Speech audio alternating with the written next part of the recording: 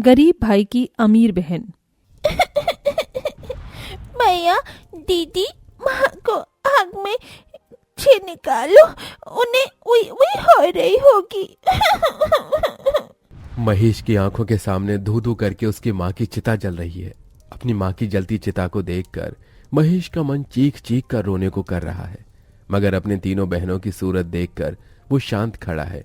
तभी रामू दुख जताते हुए कहता है, अरे बाप तो पहले ही दारू पीकर स्वर्ग सिधार गया, आज माँ भी मर गई। जाने बेचारा गरीब बच्चा अब अपनी 3 बहनों का बोझ कैसे उठाएगा।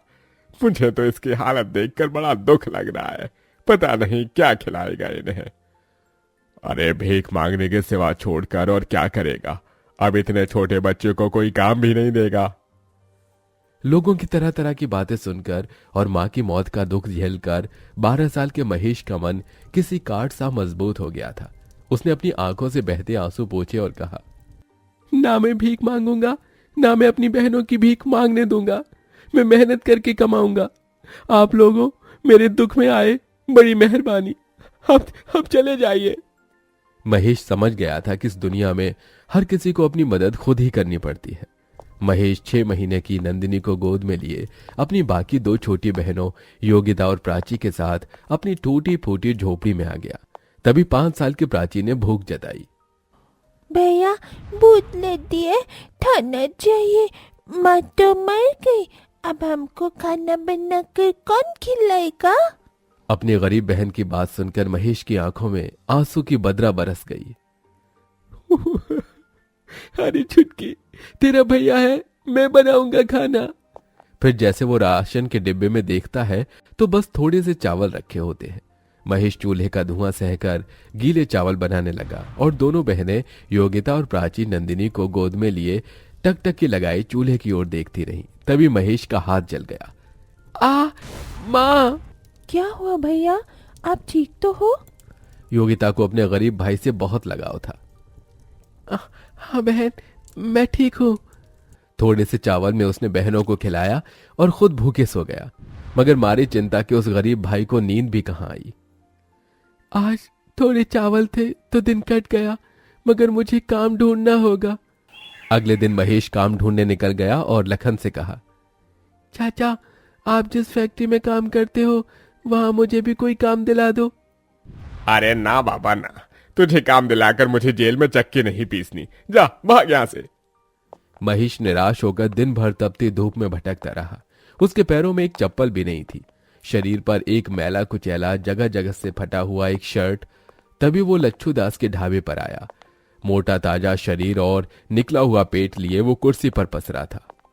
अरे जल्दी से ये प्लेट धो, ग्राहक खाने के लिए खड़े हैं। अरे ओ पप्पू, कहाँ गया तू? तभी महेश तवाक से बोला, सेठ जी, मैं सारी प्लेट धो दूंगा, काम की बहुत जरूरत है मुझे, दया करके काम दे दीजिए। इस दुनिया में एक गरीब का फायदा हर कोई उठाता है। लच्छू ने भी महेश की मजबूरी देखकर कहा, देख बच्चे, तुझे दिन भर प्लेट धोना होगा और उसके बदले मैं तुझे 50 रुपए ही दूंगा।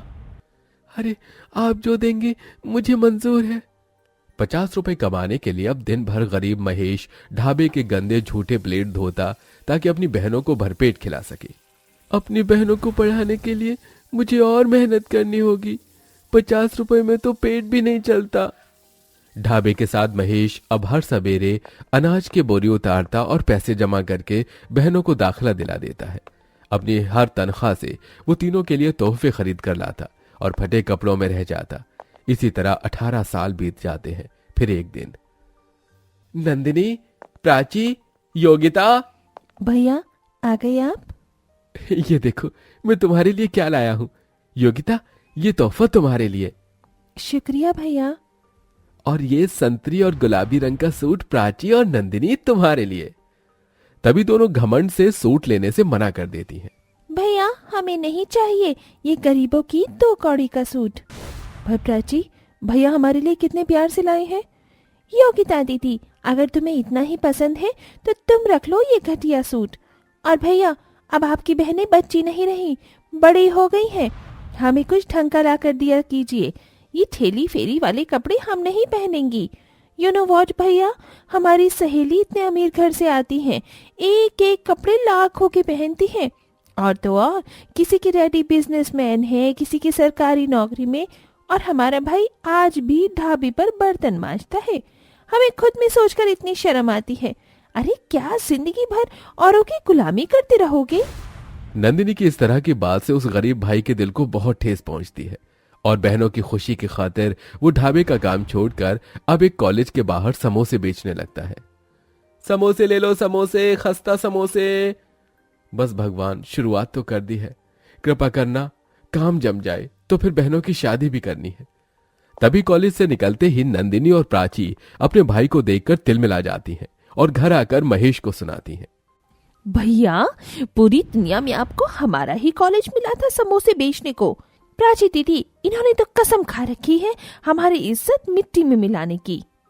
ये सुनकर महेश रो पड़ा। प्राची, नंदिनी, अपने गरीब भाई को माफ कर दो, मुझसे भूल हो गई। महेश की तीनों बहनों के स्वभाव में बड़ा अंतर था।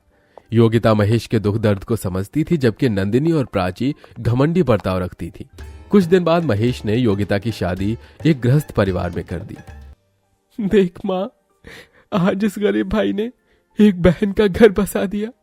योगिता भी खुश थी। वहीं प्राची और नंदिनी ने कहा, भैया, आपको हमारे लिए रिश्ता देखने की कोई जरूरत नहीं, क्योंकि हमने अपना जीवन साथी चुन लिया है।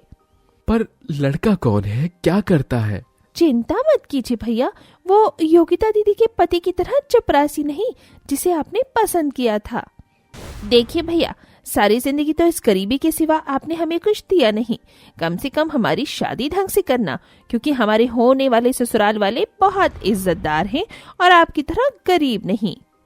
जैसे तैसे कर्ज लेकर महेश दोनों बहनों की शादी बड़ी धूमधाम से कर देता है। दोनों अपने आलीशान ससुराल में खुशहाल तरीके से रहने लगती हैं, मगर महेश बड़े कर्ज में आ जाता है, जिसके चलते वो दिन रात काम करता है। एक दिन दोनों अमर बहनें 5 स्टार होटल में अपनी सहेलियों के साथ आती हैं। OMG गाइस, शादी के बाद तुम दोनों की तो बात ही बदल गई है। यार, बड़ी भूख लगी है, जल्दी से ऑर्डर दे दो। वेटर। जी मैडम। फिर जैसे ही दोनों अमीर बहनें गरीब भाई को वेटर के भेष में देखती हैं, तभी नीता कहती है, हे नंदिनी, इस वेटर की शक्ल तो तुम्हारे भाई से मिलती है। नो नीता, हमारा कभी कोई भाई नहीं था। ये सुनकर महेश का दिल ढहक ढहक कर रो देता है। मेरी गरीब हैसियत की वजह से आज मेरी अमीर बहनों ने मुझे भुला दिया।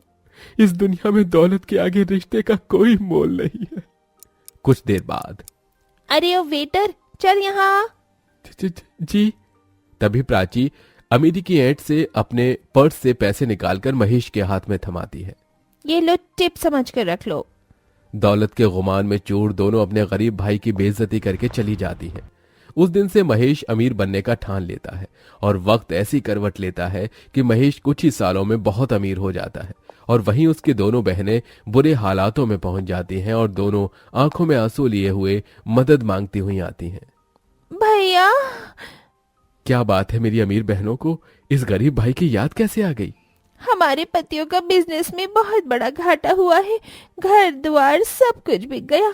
आपने जो काम शुरू किया है उसके लिए आपको 2 लोगों की जरूरत है। अगर वो नौकरी आप हमारे पतियों को दे दे तो बहुत मेहरबानी होगी। मेरे साथ काम करने से अगर तुम्हारे पतियों की इज्जत नहीं जाती तो उन्हें भेज देना। अपने गरीब भाई का दया भरा मन देखकर दोनों का घमंड टूट जाता है और उनकी भटक भी खुल जाती है। दोनों अपने किए की माफी मांगती हैं। भैया, हम दोनों से भूल हो गई। जिस भाई के पांव धोकर पीना था उसे पूजना था। हमने अपने उसी माता पिता समान भाई को उसके गरीब हालातों में कोसा, मगर आज आपने हमारे लिए इतना किया। थैंक यू भैया। दोनों के आंसू देखकर आखिर बीती बातों को भूलकर महेश अपनी दोनों बहनों को गले लगा लेता है और धीरे धीरे स्थितियां ठीक हो जाती हैं।